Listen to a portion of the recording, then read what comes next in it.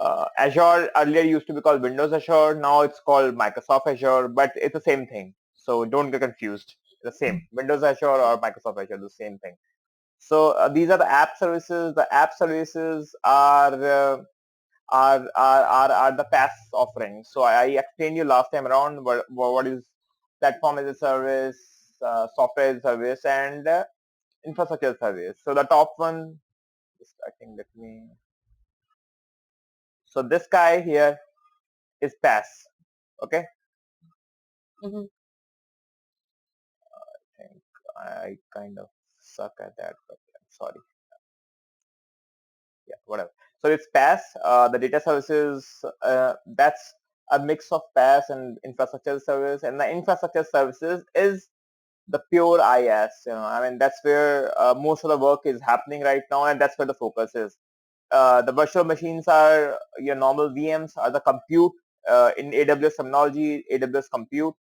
So you have got various machines, 2 core, 4 core, 6 core, or 8 core, 16 core, 32 core machines, which you can, which you can spin off using PowerShell or using SDKs or CLI commands, or using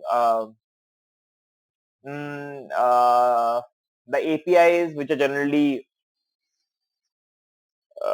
yeah. So using APIs, there are various versions of APIs which you can use. There are some .NET APIs available. There are some Java APIs available.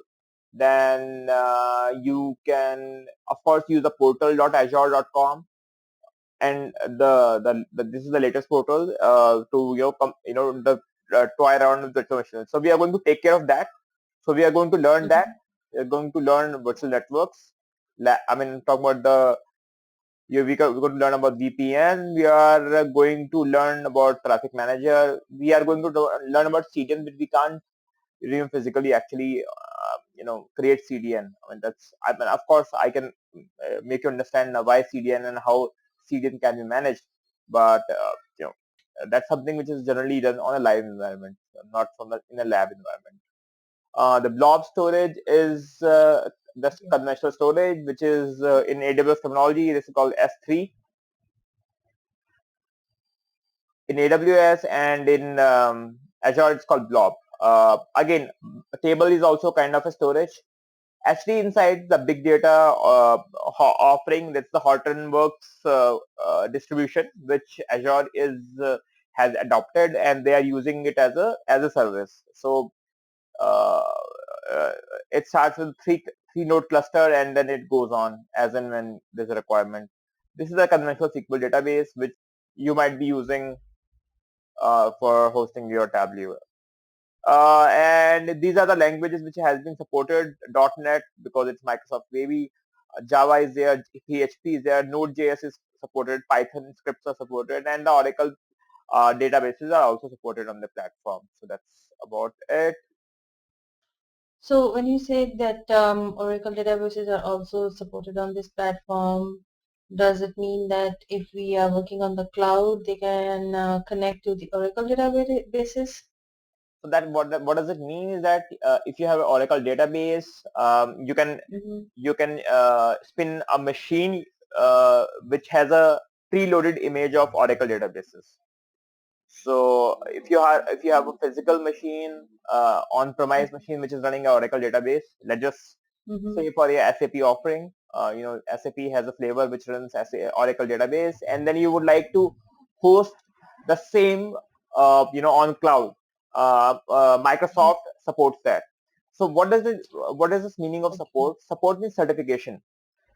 So, if let's just say if on-premise Oracle has certified the machine, that is, Oracle supports uh, has official support. I mean, they support security patches. They support uh, layer level 1, level 2 kind of support. They're going to provide they're going to extend the same level of support if you are going to host it on Azure. So that's the thing. Yeah. So you can pretty much connect to it here. That's the story. So these are the data center pretty much. you see everywhere across world. So right from North America to pretty much whole of Asia, these guys have the data centers, or they have the account teams, or they have the pop everywhere. So, yeah. So this is the economy of scale in terms of private versus public cloud. I mean, the more the number of servers, the more the cost advantages in terms of in favor of a public cloud is there. So if you see, I mean that's roughly is what I just said. Because it's all about economy of scale. So let's just say if you have got two servers, it won't really make much of a difference between the private cloud and public cloud. But if you are running a server farm of say 10,000 codes, then the cost is the difference is huge. I mean,